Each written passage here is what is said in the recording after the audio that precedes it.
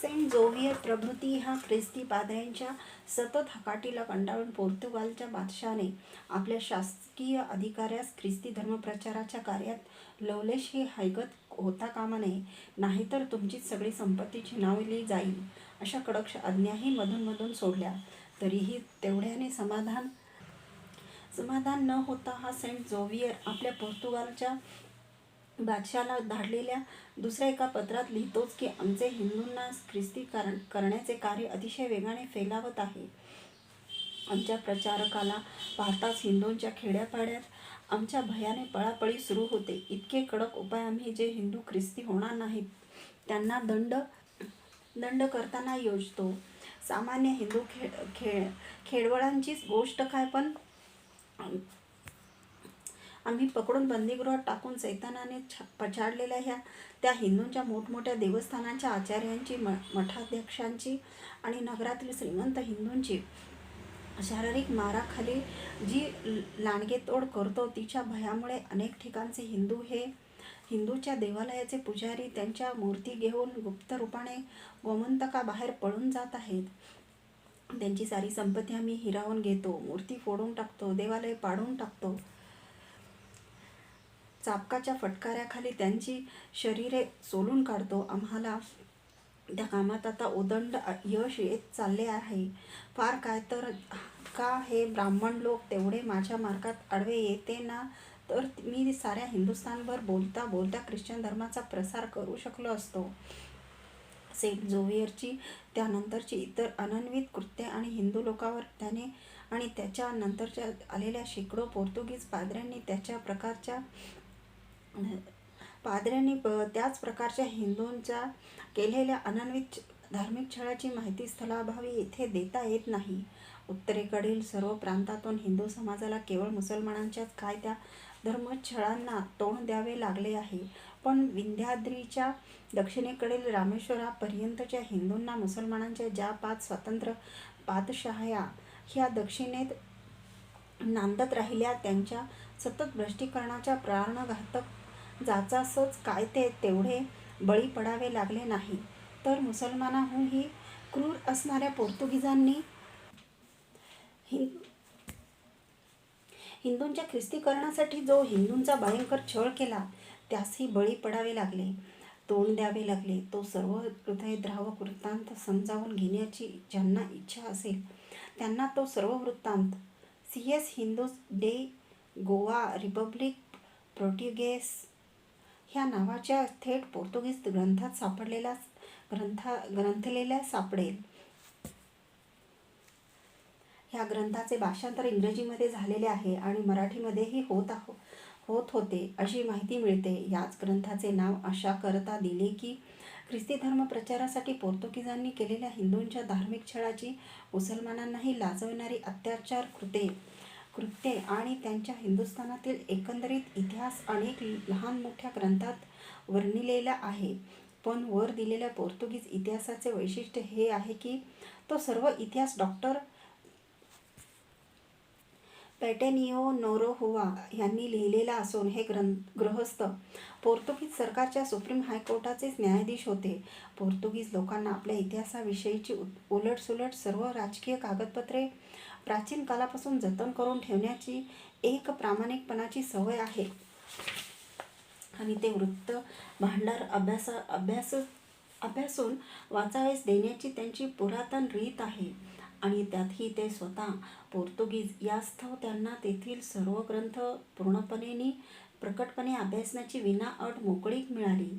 त्यावेळच्या पोर्तुगीज बादशहांच्या, हिंदुस्थानातील पाद्र्यांच्या आणि रोमच्या ख्रिस्ती पोपच्या मूळ पत्रव्यवहारातसुद्धा सर्व कागदपत्रे अभ्यासून ह्या पोर्तुगीज सुप्रीम हायकोर्टाच्या न्यायाधीशाने हा ग्रंथ लिहिलेला आहे, हे त्याचे अनन्य वैशिष्ट्य आहे. ह्या ग्रंथात सोडले तर अगदी अर्वाचीन काळी गोमंतकात पूर्वी बाटून ख्रिश्चन झालेल्या 10,000 हिंदू लोकांना शुद्ध करून घेण्याचे महान कार्य ज्यांनी केले, त्या दिवंगत श्री मसूरकर महाराजांच्या निरीक्षणाखाली लिहिलेला जो ग्रंथ गोमंतकातील शुद्धीकरणाचा इतिहास या नावाने मराठीत प्रसिद्ध झालेला आहे, तो तर अवश्य वाचावा. आम्ही प्रस्तुत लिहिलेला आम्ही प्रस्तुत लिहित असलेला हा 6 सोनेरी पाणी हा ग्रंथ काही हिंदुस्थानचा इतिहास नव्हे तर त्याचे एक समीक्षण आहे. यास्तव ती सर्व माहिती येथे देणे स्थलाअभावी अशक्य आहे. त्यातही पूर्वी मुसलमानांच्या सिंधवरील आक्रमणापासून हिंदूंचे जे सशस्त्र आक्रमण आणि अभूतपूर्व असे धर्मयुद्ध मुसलमानांशी शतकानुशतके चालत आले, त्यांच्या वृत्तांताची चर्चा या ग्रंथाच्या व पूर्वीच्या प्रकरणातून यथेच्छ केलेली आहे. रोटीबंदी, लोटीबंदी, स्पर्शबंदी, बेटीबंदी आणि विशेषतः शुद्धीबंदी इत्यादी आमच्या त्या वेळच्या धार्मिक वेडगळपणाच्या अनेक राष्ट्रघातक रूढींचे हानिकारक परिणाम आधीच दाखवलेले आहेत.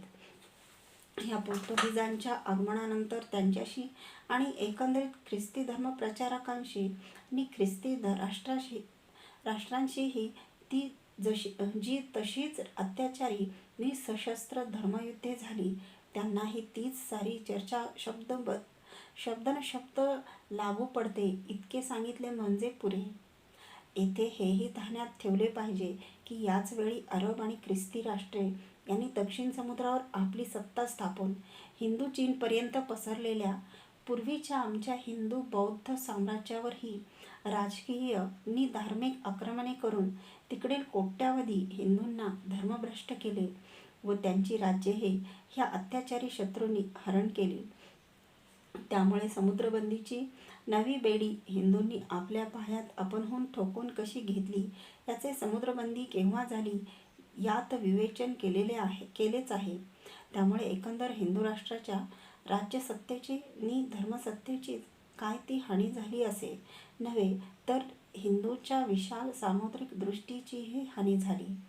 हिंदूंचा सारा व्यापार, सारे नौदल नष्ट झाले. नौकानयनाची कलासुद्धा केवळ नष्ट झाली इतकेच नव्हे तर तसे समुद्रगामी नौदल ठेवणेही पापमय होऊन बसले. हिंदू धर्माला नि हिंदू राष्ट्राला बहुधा स्वतःच्या चुकीमुळे अगदी अक्षरशः कूपमंडूकत्व आले. कोणी साहसी हिंदू त्या कूपाच्या बाहेर जाण्याचा पराक्रम करू लागला तरी पूर्वी समुद्र, पश्चिम समुद्र रत्नाकर आणि दक्षिण महासागर या तिन्ही समुद्रांच्या तटावर मज्जाव समुद्राय तू स्वीकार कलौ पंच विवर्जयत अशी पाटी लावलेली अनुल्लंघनीय तटबंदी हिंदूकडून उभारली गेली होती. येथपर्यंत मुसलमान ख्रिश्चनादी शत्रूंनी हिंदूवर जी सशस्त्र धार्मिक आक्रमणे केली त्यांना तशाच सशस्त्र वा निशस्त्र मार्गांनी अधूनमधून का होईना पण निकराने कसे तोंड दिले आणि हिंदूंनीही या हिंदू मुसलमानांच्या भयंकर नि शतकव्यापी महायुद्धात मुसलमानांवरही सशस्त्र धार्मिक प्रत्याक्रमणे करून त्यांनी केलेल्या धार्मिक अत्याचारांचा कसा सूड घेतला त्या काही वेचक घटना स्थालिपुलाक न्यायाने या प्रकरणात दिलेल्या आहेत. वास्तविक पाहता वैयक्तिक वा सामुदायिक शुद्धीकरणाचा आणि मुसलमानांवर केलेल्या धार्मिक आघाडीवरही हिंदूंनी केलेल्या सशस्त्र प्रत्याक्रमणाचा उपक्रम विद्यारण्यासारख्या शंकराचार्यांनी, शिवछत्रपती दुर्गादास राठोड, जोधपूरचे जसवंतसिंग महाराज यांसारख्या राष्ट्रवीरांनी आणि रामानंद श्री चैतन्य अशा संत महंतांनी करून त्यांचे पुढारीपण स्वीकारले असता धार्मिक शुद्धीकरण आणि सशस्त्र प्रत्याक्रमणादी उठाव हिंदू समाजाने सारखे करीत राहावयास पाहिजे होते आणि मुस्लिम स्त्री पुरुषांनीही बळाने हिंदू करून घेण्याचा धूमधडाका उडवीत जुन्या रूढींना तिलांजली देऊन हाच त्या काळचा हिंदूंचा युगधर्म करून सोडला पाहिजे होता. तसेच हिंदूंना विभूती पूजेची आवड नव्हती असेही नाही. हिंदू समाजातील अनेक पंथ, अनेक धार्मिक रूढी आणि धार्मिक सिद्धांतही अशाच विभूतींनी स्थापन केले होते आणि हिंदू समाजाने जुने आचार त्या विभूतीच्या अनुयायांपुरते तरी हिंदू धर्माच्या चौकटीत बसवून दिलेले होते. त्यांच्या पुरते ते त्या विभूतींनी प्रतिपादिलेल्या आचारांचेच प्रतिपादन करीत राहिलेले होते. परंतु विभूती पूजेची इतकी आवड इतर धार्मिक प्रकरणी असणाऱ्या हिंदू समाजाने शुद्धीकरण, परधर्मीयांवर सशस्त्र आक्रमण, आपल्या देवमंदिरादी धर्मप्रस्थांच्या आणि विशेषतः हिंदूंच्या स्त्रियांच्या मुसलमानांनी केलेल्या अवहेलनेचा, त्यांच्या धर्मप्रस्थांची आणि स्त्रियांचीही तशीच अवहेलना करून त्या धार्मिक शत्रूवर सूड उगवण्याचा हा नवीन युगधर्म तेवढा वरील सारख्या हिंदू राष्ट्राला अत्यंत पूजनीय वाटणाऱ्या विभूतीच्या मागे काही जिवंत ठेवला नाही.